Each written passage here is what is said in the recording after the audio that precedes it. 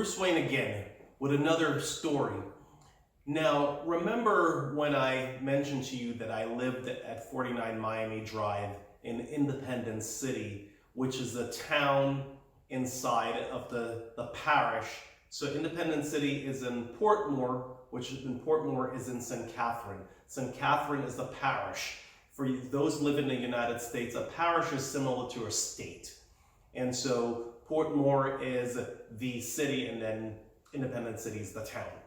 So we moved from Miami Drive, where we lived in Independence City, and we moved to Edgewater. Now, Edgewater was a cool beach town, and so we had a really cool living there. We had all the typical things. It was an upper middle class neighborhood. We had, just to give you kind of a layout of back then, we had air conditioning in the houses.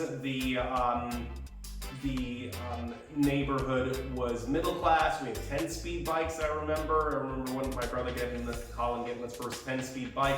We had remote control cars that would drive up against the wall, and then sensors would hit the wall, and then they would drive away. I had a little mixer truck that would just be turned on, and the things would move around inside the mixer itself because it was transparent. Interesting that I remember that years later. I had to probably be about 6 years old by then. And interestingly enough, back then, your parents would send you to catch the bus, not the school bus, but the regular bus in the morning at 6 years old. And it was completely safe, so you'd walk to the bus stop, get on the bus and go to school, and then get off the bus and come home. And we never really had any problems with kidnapping or anything like that. It was a pretty safe neighborhood.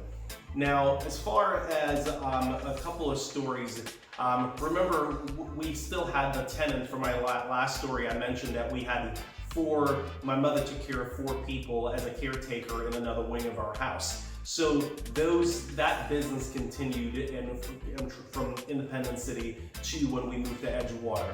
And so one of the things I remember was, we were boys, we were impish little kids getting in trouble. And so I remember sneaking into, I was not the only one who did this, but we were pranksters. So we'd sneak into Henry's room while Henry, who has Down syndrome, by the way, but he was older. He seemed like he was a grown-up at the time. He was probably about 40 years old. But he was sleeping, and we'd sneak into his room and pour water in his mouth.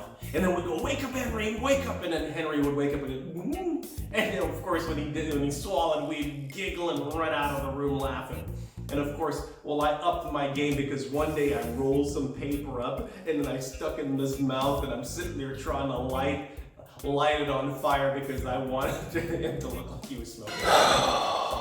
Which now I'd probably be in some homes for troubled kids at that point. Now, we also had a couple of kids in the neighborhood, and they were Wayne and Neil. They were the Mirandas, and the Mirandas lived maybe about 3 or 4 houses from where we were. And Zadie, or David Miranda, was a professional cyclist, as in bicycle riding, and so he had a stationary bike that he trained on. I think he was training to compete. He was very well known in Jamaica at the time. And so he had 2 kids, Wayne and Neil, and they were both, Wayne was missing 1 finger and Neil was missing 2 fingers, just the tips of their fingers. And the story is that when the father was on the bike and he's training, and all these, back in the day, though, it's not like these stationary bikes that we have right now that doesn't have spokes in them. Back then, the stationary bikes that you were training on actually had spokes in them.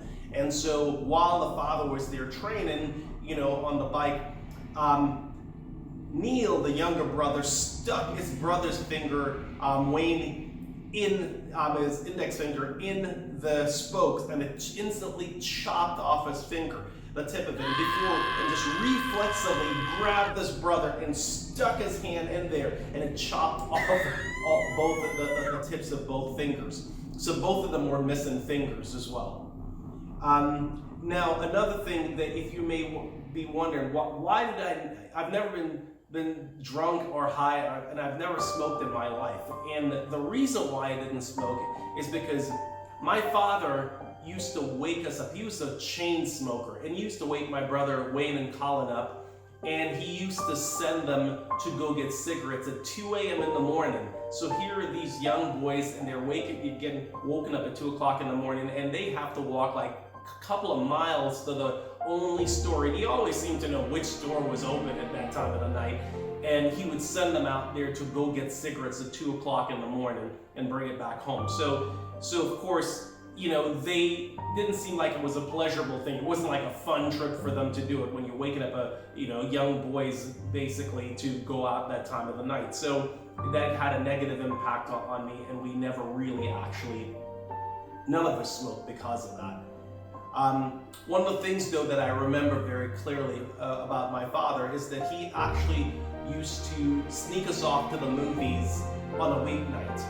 And when we went to the movie screen was sort of color, Technicolor was just coming into form, and so the screen was kind of reddish in color when you watched the movies. But I remember watching, Western movies as well, and some of the earlier movies like Bud Spencer and Terrence Hill, and also Clint Eastwood movies as well. I believe that's what we watched, like Hang 'em High. I don't remember, but I remember that those are the style of movies that we watched back then.